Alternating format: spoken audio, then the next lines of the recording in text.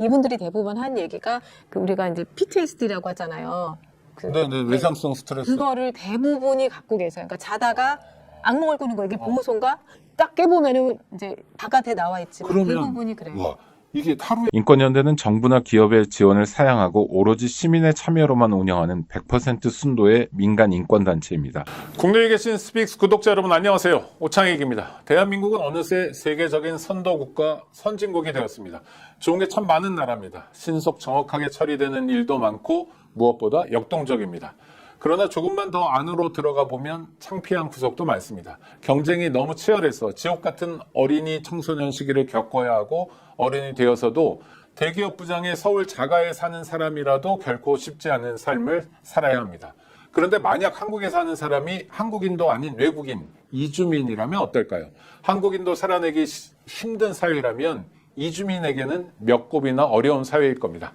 답답한 속을 시원하게 풀어드리는 오터뷰. 할 말 있는 분들과 만나 속 시원하게 이야기라도 나눠보자 하는 프로그램 오터뷰. 오늘은 이주민을 환대하기 위해 다양한 노력을 하는 분들을 모셨습니다.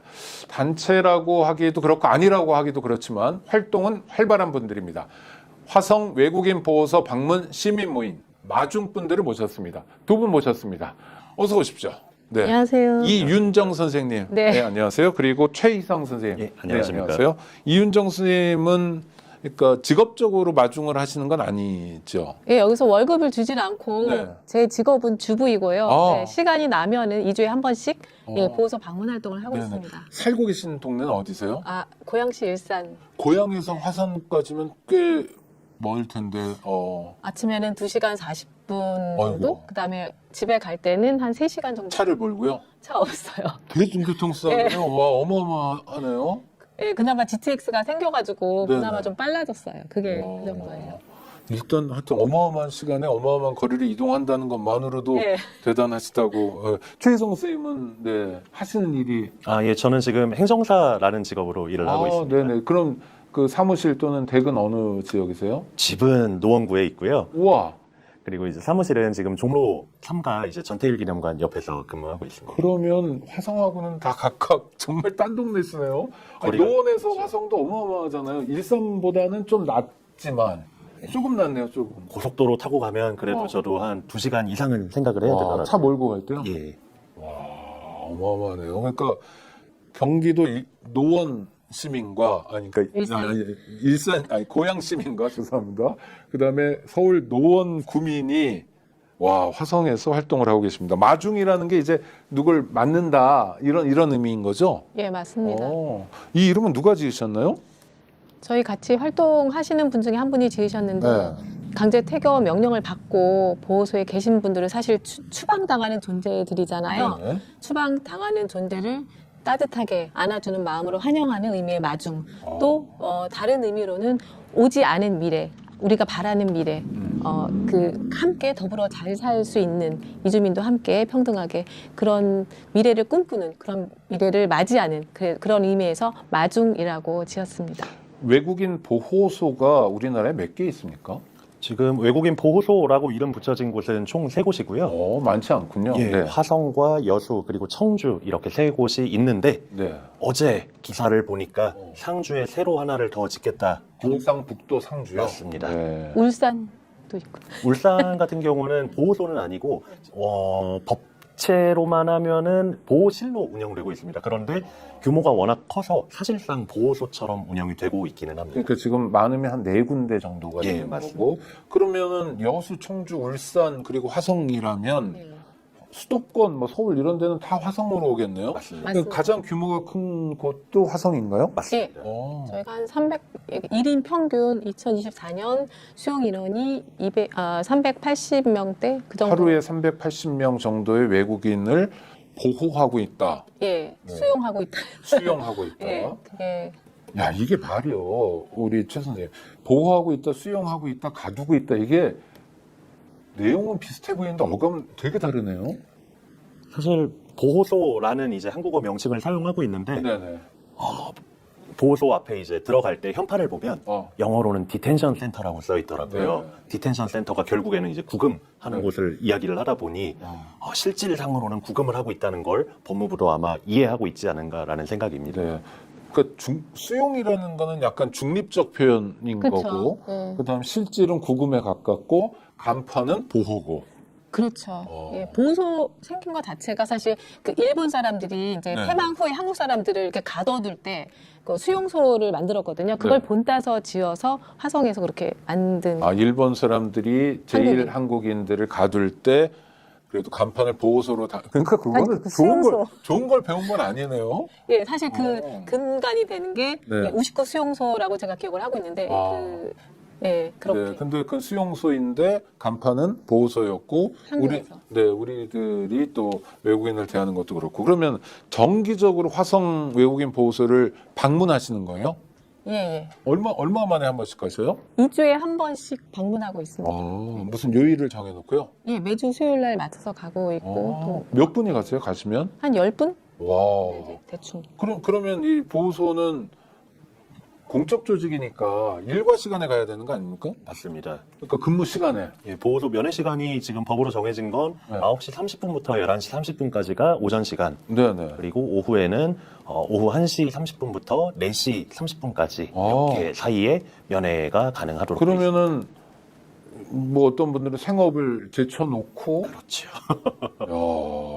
대한민국에 이런 시민들이 있습니다. 그러니까 뭐 각자 하는 일도 다르고 사는 지역도 다른데 적어도 2주에 한 번 10명 정도의 시민들이 각기 다른 일을 하시고 생각도 다 다른 분들이 화성 외국인 보호소에 모여서 뭘 합니까? 이제 저희는 이제 이음이라고 표현을 하고 있습니다. 이음. 예. 왜냐하면 그 안에 계신 분들과 이제 이어져서 서로 네. 이제 의견을 나누고 활동을 이음이라고 부르시는군요. 맞습니다. 여기 하나하나가 다 예쁘네요. 마중도 예쁘고 이음도 예쁘고. 네. 좋습니다. 이음 활동은 뭘 하는 거? 면회를 하면서 그분들의 이야기를 듣고 어떻게 한국에 오게 되었고 그다음에 네네. 이제 갇혀 있다 보니 대부분들 원하는 건 나가는 것이에요. 그래서 이제 난민 신청자인 분들 경우에는 법률적인 조력을 받길 원하고 저희가 알고 있는 단체들을 소개시켜 드리고 아니면 또 이렇게 쓰는 일이 어려울 경우에 저희가 대신 써서 이제 뭐 난민 면접 조서 같은 것을 받아서 파일로 보내드리기도 하고요. 그다음에 의료적으로 문제가 있는 분들이 있을 경우에 저희가 좀 연결을 보호소에 이런 상황을 얘기를 해드리고 또 이제 치료를 받을 수 있도록 좀 도움을 드린 적도 있어요. 나가서. 그러면 갇혀있는 분과 관련해서는 거의 모든 걸 도와주시는 거네요? 아픈 거, 연락사항, 그 다음에 언어는 어떻게 합니까? 왜냐하면 한국에 와 있는 이주민들, 외국인들이 한국말을 오래된 사람들은 잘하겠지만 안 그러신 분들도 있잖아요. 맞습니다. 사실 언어적인 부분이 크게 문제가 되는 부분일 수밖에 없는데 네네. 그중에는 이제 한국에서 이미 오랫동안 거주하셔서 한국어가 유창하신 분들도 많이 계세요. 네네. 그런 분들 같은 경우는 크게 문제가 될 일은 없는데 개념어만 좀 알려드리면 될 것 같아요. 그렇죠. 자주 사용하는 용어들이 네, 정해져 영어. 있으니까요. 네. 그런데 이제 영어로만 소통이 가능하신 분들이 계시고 그분들까지도 그래도 영어가 이제 그렇죠. 유창하신 네, 우리가 선생님들이 할 수 있을 것 있습니다. 같은데 아랍어, 맞습니다.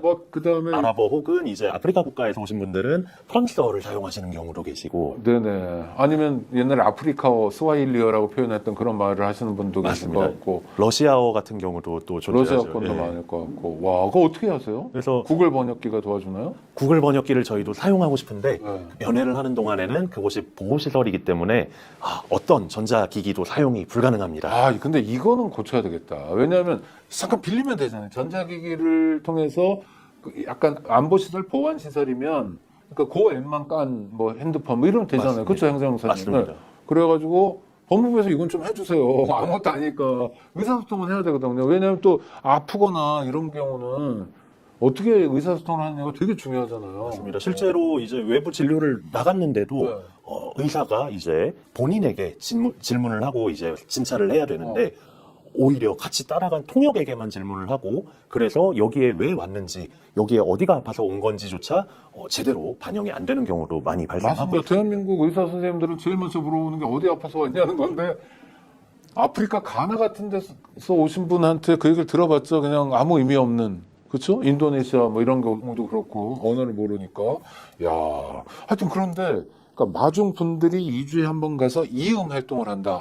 네. 그러니까 이거 되게 고마운 활동이네. 사실 이게 국가 버전으로 제공돼야 될 서비스들인데 보호소에서 제공하면 더 좋고, 그렇죠? 사실은 그러라고 이제 그 인권보호관이 있기는 한데요. 화성 외국인 보호소에 인권 보호관이 있습니까? 예. 법무부 직원으로요? 예, 맞습니다. 오. 보통은 이제 안에 계신 분들은 매니저라고 이제 보통 표현을 하세요. 네네네. 그런데 사실상 저희가 계속해서 방문을 할 수밖에 없는 이유가 있지 않을까라는 생각을 그러니까 그게 하고 있습니다. 뭐예요? 그러니까 잘 안 돌아가는 거니까. 맞습니다.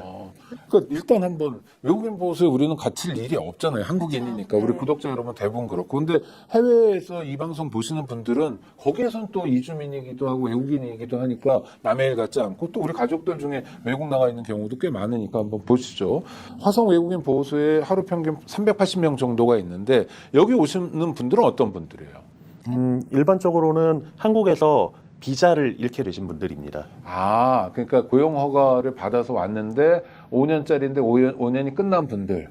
혹은 저 사업주가 너랑 안 해. 뭐 이런 분들. 맞습니다. 혹은 이제 가장 많이 저희는 이제 불법 체류라는 용어가 워낙 오염이 심각하다 네, 보니까 미등록 예, 체류 이렇게 부르자고 맞습니다. 그러더라고요. 네. 그래서 미등록이라고 부르는데 이 미등록이 되는 이유 중에 가장 큰 비율을 차지하는 비자 코드가 E10이라는 네, 비자가 네. 있습니다. 이분들이 한국에서 선원으로 일하는 분들인데 선원이다 보니까 바다에 한번 나가면 어떤 일이 일어나는지 아무도 모르고 실제로도 사건 사고가 많이 일어나서 사망 사건도 많이 발생을 하고 있고요.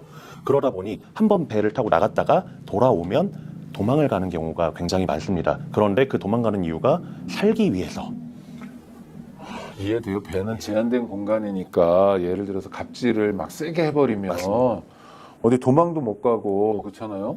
그럼 뭐 실제로도, 구타나 예. 가혹행위가 있다면 정말 견디기 어려운데 그런 경우. 그러니까 사업장에서 도망치는 거죠. 배라고 하더라도. 맞습니다. 또 하나는 유학생들이 왔다가 일하다가 학교를 맞아요. 졸업하게 되면 미등록 신분이 되니까 이런 분들. 이렇게 미등록 외국인을 추방하기 위해서 가두는 임시 구금시설.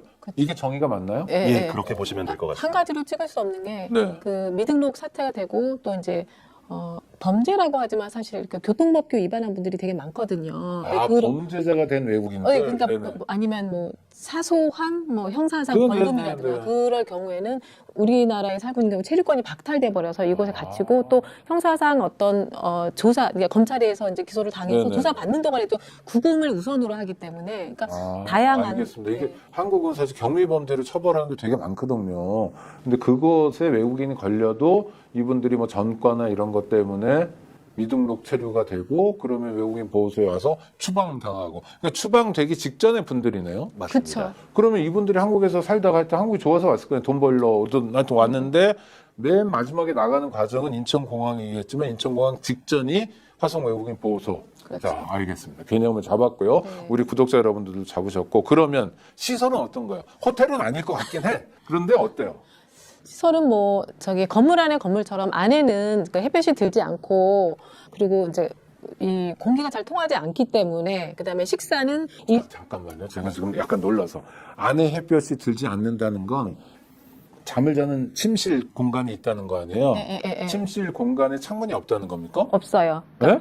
그 쇠창살이 있고 그다음에 복도로 난 창문이 있고 이분들이 이제 거주하는 보호실에는 창문이 없어요. 그래서 왜요? 도주를 우려해서 도주도 이게 도주가요. 이거 새창살 같은 거 다 해놓으면 도주 못 해요. 그리고 도주 해봤자 그 공간 아니잖아요. 아니 그러니까 창문으로 그렇죠. 이렇게 막 비사이로 막까 아세요 옛날에? 네네. 세계에서 제일 날씬한 사람이 저희 국민학교 비사이로 다닐 때 막가. 그랬는데 비사이로 막가가 네. 있다고. 근데 하여튼 그런 식으로 어떻게든 타로 그 방에 빠져나와도 어차피 받쳐잖아. 보호소 아닌 거죠. 그래 맞잖아요. 고생만 하는 거잖아요. 야 이건 횡포다. 창문 없는 건 심각한데요. 저희가 또 보소에서 이제 2019년에 이제 잠깐 공연을 한 적이 있었는데 네네. 그게가 이제 남영동 24시라고 하죠. 우리가 이제 고문 받으러 그 어디가 어딘지 굉장히 네 남양동 예. 대공부실이 그렇게 돼 있어요. 가본 적은 없지만 네네. 남영동이 이렇지 않을까? 그리고 식사도 되게 열악하고 뭐 아니요. 근데 남영동은 제가 잘 아는데 제가 남영동을 이제 저 대공부실을 폐쇄하는 작업을 제가 했거든요. 네. 네, 남영동 조사실 박종철 열사가 고문받아 돌아가신 그 방도 창문이 2개가 있습니다. 아, 그래서 해가 뜨고 지고 이런 게 햇살이 다 들어와요. 그러면 화성 외국인 보호소는 남영동 대공부실만도 못한 곳이네요. 옷도 이제 보호 외국인이라고 제수복 같이 생긴 거 단체복을 원칙적으로 그렇게 입게 하고 식사도 1,800여 원. 근데 네? 1,800여 원인데 예, 이게 뭐 한 끼에? 예, 예. 근데 이제 이분들 한 얘기가 이제 형기를 살고 오신 분들이 계세요. 감옥에서. 네. 감옥이 훨씬 식사가 낫다. 과일이 한 일주일에 2번 나오는데 그대로 안 나올 때도 있어요. 나올 때도 있고 안 나올 때도 있고. 그리고 김치가 항상 기본이에요. 그리고 그러다 보니까 일주일에 매일 하루에 한 번씩은 이제 외부 운동을 나가게 해요. 지금은 반개방형이라서 이제 원하는 개방형에 머무는 사람들 경우에는 나가서 이제 운동도 할 수 있는데 또 안 그런 분들도 있고요. 근데 예, 아주 갑갑하고 그러다 보니까 근골격계라든가 소화불량이라든가 우울증이라든가 저희가 생각할 수 있는 모든 병들이 다 1년 안에 있다 보면 다 발병할 수밖에 아니 없어요. 근데 이해가 안 되는 게 그러니까 화성에 있는 외국인 중에는 한국 감옥에 갔다가 구속 상태로 갔다가 오신 분들도 있다고 하는데 다들 감옥이 낫다고 그러면 아니 감옥은 아니 구독자 여러분 감옥은 범죄를 저질러서 재판을 받고 형 확정돼서 가는 곳이잖아요. 벌 주기 위한 곳인데 보호소는 벌 주기 위한 곳은 아니잖아요. 맞습니다. 이건 약간 행정 조치 아니에요? 맞습니다. 그 처분으로 일단 그 진행이 되고 있고요. 재판이 아니잖아요. 맞습니다. 판결이. 네. 정말로 법무부의 판단에 의해서 어. 유지가 되고 그 진행이 되는 그 절차들과 공간인데 말씀하신 것처럼 범죄가 아닌데도 네. 일종의 징벌 형식을 가하고 있는 것들이 굉장히 많습니다. 법률에서는 어떠한 경우에도 징벌 목적으로 이런 것들을 사용할 수 없다고 문헌상에 확정이 되어 있는데도 예컨대 무언가 본인이 자해를 했다거나 하는 이유로도 독방에 감금시켜두기도 하고 교도소의 징벌방 같은데. 맞습니다. 네. 아니 근데 이것 자체가 그냥 그 방에 앉아 있는 게 징벌일 것 같은데요. 그렇죠. 방은 독방을 줍니까? 현재는 내부 공사를 조금 하고 있어서 네. 약간 독방은 이른바 안 줘. 예, 이른바 이제 그 개방형 이제 감호실들이 늘어나고 있다고 하는데 한 방에 이제 적어도 저희가 파악하고 있는 바로는 적게는 6명, 많게는 14명까지 이제 같이 내무반 사용하는 것처럼 사용을 하고 있어요. 그러면 프라이버시니 뭐 아무것도 없는데. 전혀 없는 상태죠. 아니 14명이 함께 자는 보호는 없거든요.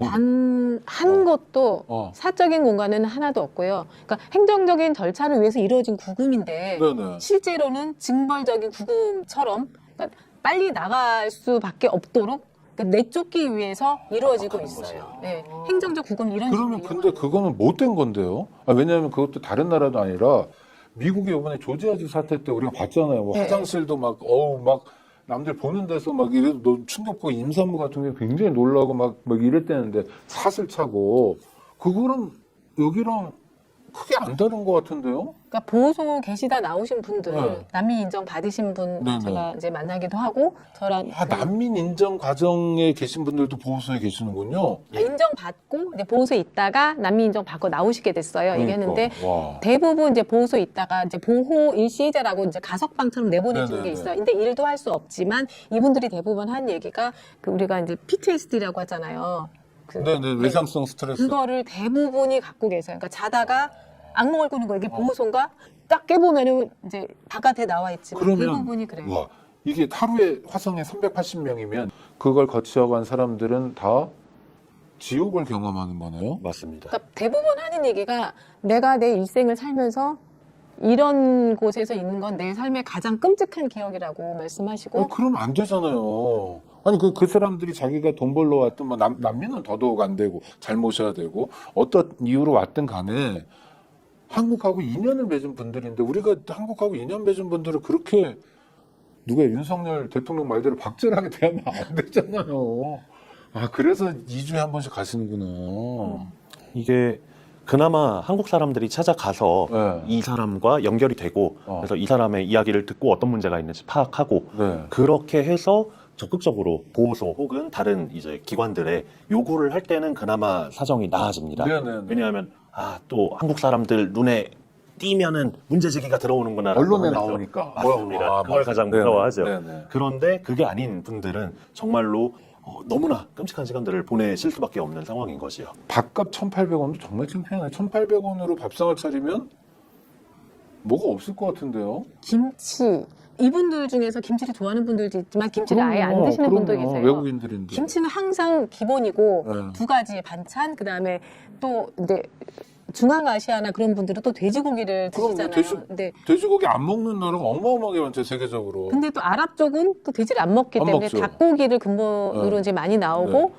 근데 돼지고기가 너무 먹고 싶은 사람들인데 못 먹고, 그러니까 그 반찬에 있어서도 사실 우리가 생각하는 반찬 봤을 때는 나름 괜찮을 것 같은데 실제로 이렇게 얘기 나눠온 거 보면은 굉장히 음식이 너무 형편없어서 체중이 뭐 10kg 이상 빠지신 분도 아이고, 계시고 예 그러세요. 그리고 그 예산이 조금 적게 편성이 됐던 때들이 있는 걸로 제가 기억을 네네, 하는데 네.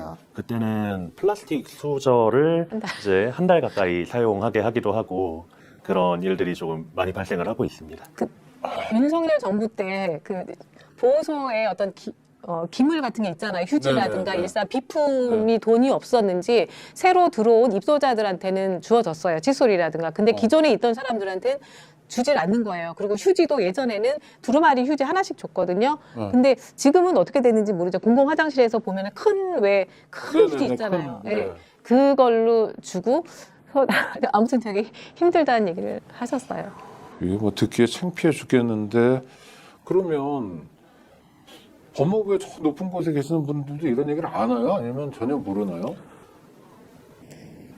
그 예전에 저희가 전 정부 때 그 문재인 정부 대통령군 정부. 전 정부 문재인 대통령 시절에 그 법무부 장관이 방문을 하셨어요. 화성에요? 예, 했었을 그건 때. 긍정적이네요. 네. 예, 근데 이제 그 새우꺾기 고문을 당했던 분도 거기에 계셨었어요. 유명하죠. 네. 국방에서. 그랬을 때도 이분도 이제 사진을 이제 찍고 보통의 법무부 장관에 방문하고 사람들께 그림이 좋게 나와야 되는데 네네네. 그렇지가 못했었어요. 이분이 아마 그거에 대해서 지금 본인이 당하는 인권 침해에 대해서 항의하는 식으로 표현을 했기 때문에 아무튼 그래서 제가 봤을 때는 정부가 사실은 이쪽이냐 저쪽이냐에 따라서 조금 더 넓게 인권 친화적으로 조금 편하는 건 있지만 기본적인 기조는 변화가 없더라고요. 그러면 안 되는. 단속 구금 추방이라는 그 기조는 계속되고 조금 더 뭐 풀어주느냐 아니면은 뭐 보호일시해제라는 게 있는데 네네. 조금 내보내주느냐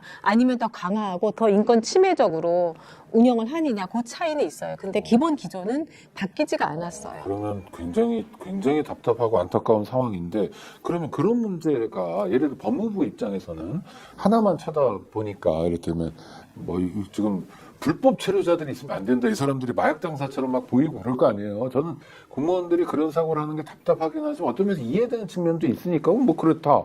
그렇지만 그렇다고 해서 밥도 제대로 안 먹이고 이런 건 문제인데 이런 거를 챙기라고 만든 게 김대중 대통령 때 만든 국가인권위원회거든요. 그럼 여기는 그런 역할을 잘 해주고 있습니까 지금? 국가인권위원회 뭐 제가 이제 설명드리는 것보다 이제 너무나 잘 알고 계시겠지만은 요새 너무 많이 문제가 있지요. 제대로 굴러가지 않고 파행이 되고 있고 그런데 이제 오늘 아침에 제가 또 이제 국가인권위원회에서 그 기자회견을 하나 또 하고 왔는데 인권위를 들렸다 오셨어요? 예, 맞습니다. 네, 뭐 오전에. 때문에요?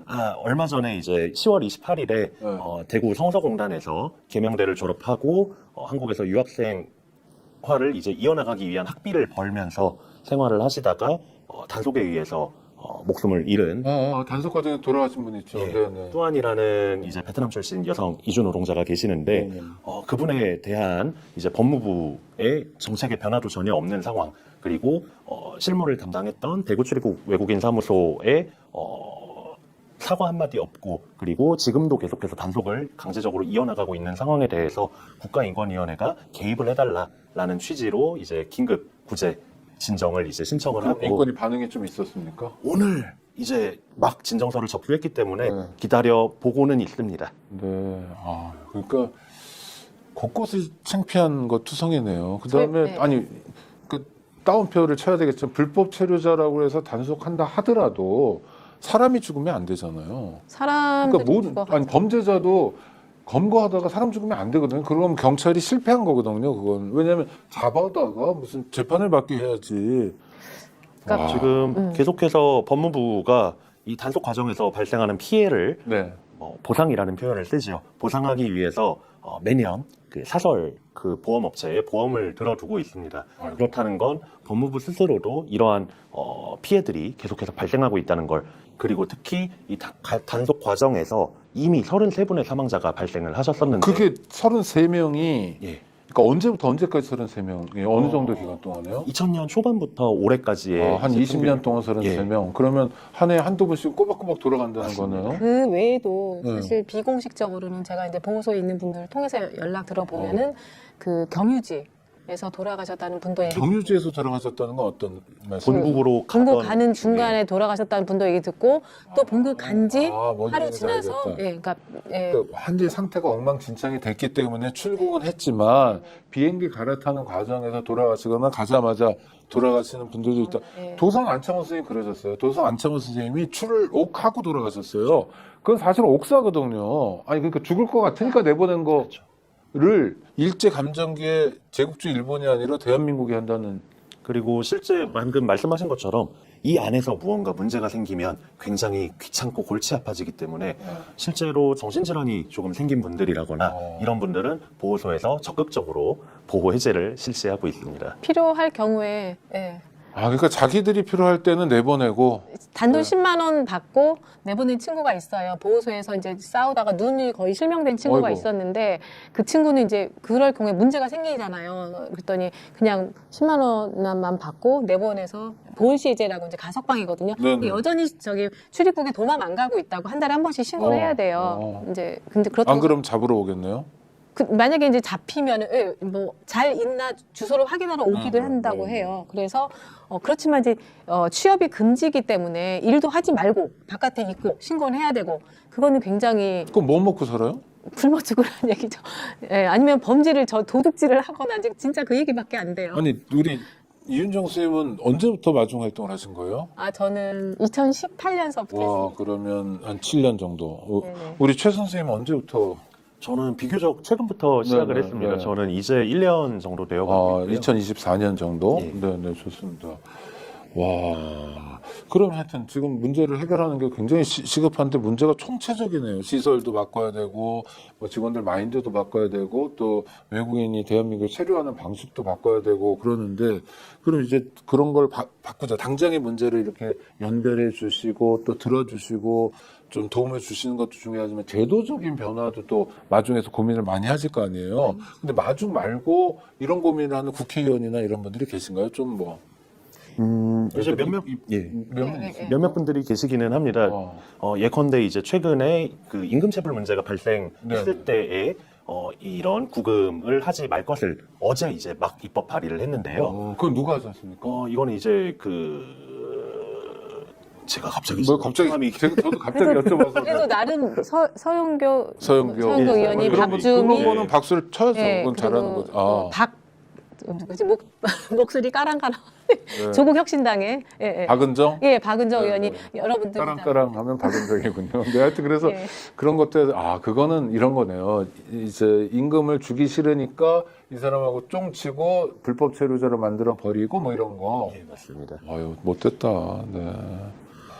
야, 심각하네요. 그러니까 대한민국의 화성, 여수, 청주, 울산, 그리고 앞으로는 상주까지 이런 곳들이 생기고 수백 명의 외국인들이 정말 터무니없이 지내고 있다는 것, 감옥보다 더 나쁘다는 것, 속 터지는 일입니다. 그래서 오토비를 통해서 확인해 봤고요. 법무부 또 국가인권위원회 또 필요한 경우에 국회에서도 아주 많은 역할을 해주셨으면 좋겠고 일단 너무 감사한 게 정말 남의 일이잖아요. 그러니까 우리는 뭐냐면 배달의 민족이라 남의 일에 다른 나라 사람인데도 이렇게 두 분이 관심 가져주시고 활동해 주셔서 정말 감사드립니다. 근데 계기가 있으셨나요?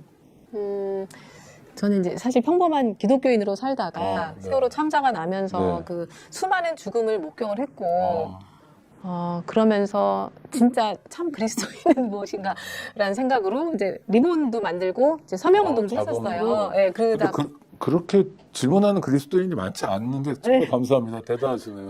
와. 그러다가 이제 거기서 사무실을 하던 곳이 아시아 친구들이라는 사무실이었고 아시아 친구들이라고 있죠. 이주민하고 연대하는. 네, 거기 대표님이 이제 여러 다른 단체나 개인들과 함께 보호소 방문을 하셔서 그 단체가 마중이었고 나중에는 이제 아시아 친구들이라는 사무실을 대표님이 김대건 선생님 나오셔서 다른 일을 하시면서 또 그 활동을 했던 그 마중 사람들은 계속적으로 이제 방문을 지속하게 됐어요.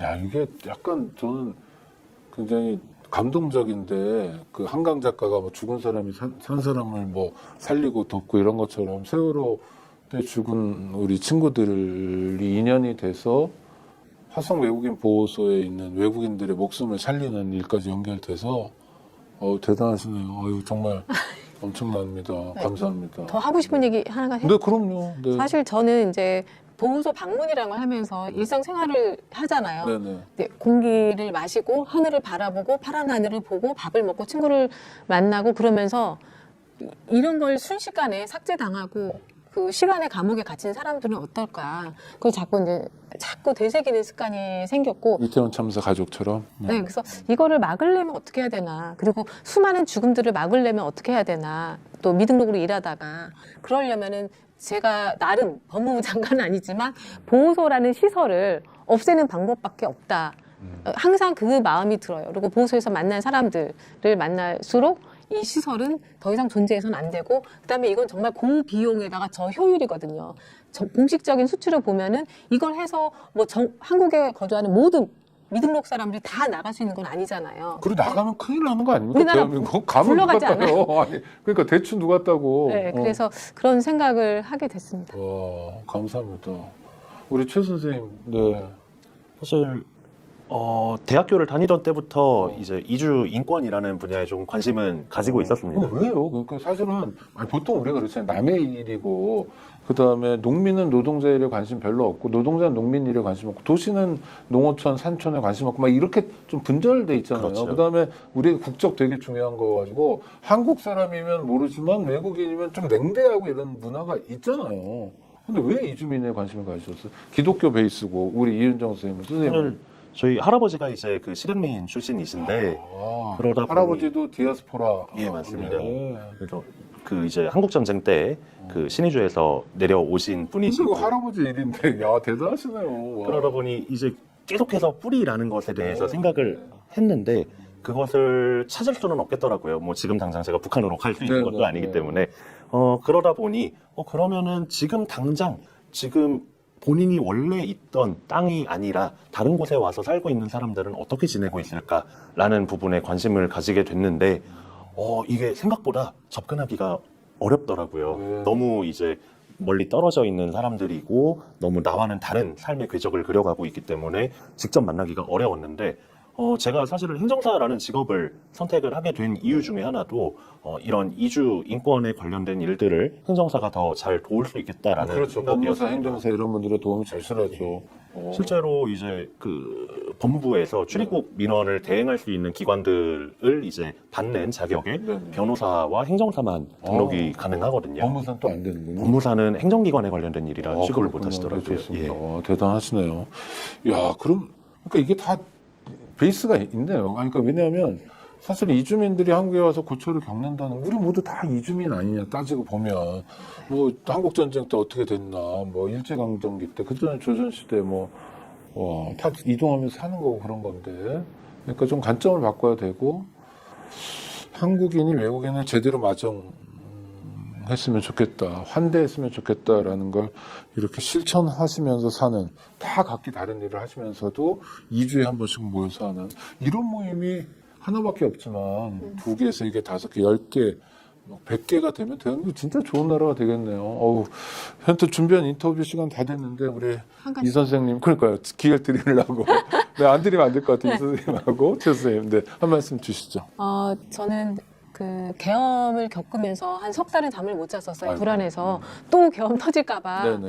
그러면서 제가 텔레비에 본 분, 선생님 포함해서 네. 또 여러 유명한 그 영향력 있는 유튜버들이라든가 그런 분들 아니면 정치인들이 만약에 계엄이 성공했다면 어땠을까요? 민변에 있는 사람들이 계엄이 성공했다면 어쩌면 우리가 만나고 있는 외국인들처럼 해외에 다행히 도망을 쳐서 정말 죽임을 당하지 않고 또는 우리나라의 사회적인 시스템이 다 망가져서 도저히 먹고 살 수 있는 여지가 없어서 다른 나라로 다 디아스포라를 해서 살고 또 이제 미등록으로 일하다가 걸리고 그렇게 생각한다면 남의 일이 저는 아니라고 생각해요. 제주 4.3 때 학살 피해서 일본으로 간 사람들 맞아요. 실교포가 됐잖아요. 맞아요. 다. 일제강점기에 일자리 없어서 간 사람도 있고 그렇게 생각해 주셨으면 좋겠어요. 네, 사람. 남의 일 아니죠. 네네.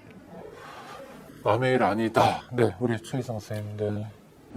많은 분들이 착각을 하시는 게 보호소라는 곳에 갇혀 있다라는 하나로 저 사람은 무언가 범죄를 저지른 사람일 것이다. 교도소처럼, 네. 네, 오해를 하는 경우가 많으십니다. 그런데 앞서 이제 선생님께서 잘 짚어주셨지만 보호소라는 곳은 정말로 한국에 있을 수 있는 비자가 만료된 사람일 뿐이고 범죄를 저지른 것과는 물론 이제 범죄를 저지른 사람이 있을 수도 있죠. 하지만 절대 다수의 사람들은 단순히 지금 한국에 있을 수 있는 비자가 사라진 사람들일 뿐이고 그 사람들에게 한국이 어떻게 처우하고 있는지를 조금 더 관심을 가져주시면 좋을 것 같습니다. 한국 사람들이 관심을 가질 때에만 이제 법무부라든가 아니면 이제 출입국 정책본부에서도 조금 더 우리가 하는 일들이 지금 잘못된 부분이 있겠구나라는 인식을 할 수 있지 않을까 생각해요. 아주 중요한 말씀 주셨습니다. 구독자 여러분, 우리가 조지아주 사태 때 정말 분통을 터뜨리고 트럼프랑 이놈들이 이럴 수 있냐, 우리가 공장 지어주러 갔는데 그랬는데 거울로 비춰보면 조지아주의 외국인 보호소나 화성의 외국인 보호소나 본질적으로는 크게 다르지 않다. 아주 창피한 부분이고요. 우리가 미국에 대해서 분노하는 이면에 화성 같은 곳, 여수도 있고 울산도 있고 청주도 있습니다만 돌아보는 게 되게 중요한 것 같고, 우리는 한국에 오시는 이주민을 어떻게 모시는가, 어떻게 그분들을 손님으로 받아들이는가에 대한 중요한 질문을 우리 두 분이 던져주고 있습니다. 오늘 방송 함께해 주셔서 감사하고요. 질문을 던져야 우리가 다만 조금이라도 앞으로 나갈 수 있습니다. 너무 익숙하게 생각하는 게 아니라 왜 이러지 라고 이렇게 평범한 시민들이지만 질문을 던져주시는 분들 덕에 우리가 조금이라도 덜 창피할 수 있었습니다. 화성 외국인 보호소 방문 시민 모임 마중 이윤정 선생님 그리고 최희성 선생님과 함께했습니다. 구독자 여러분, 다음에 또 뵙도록 하겠습니다. 두 분 감사합니다. 고맙습니다. 감사합니다.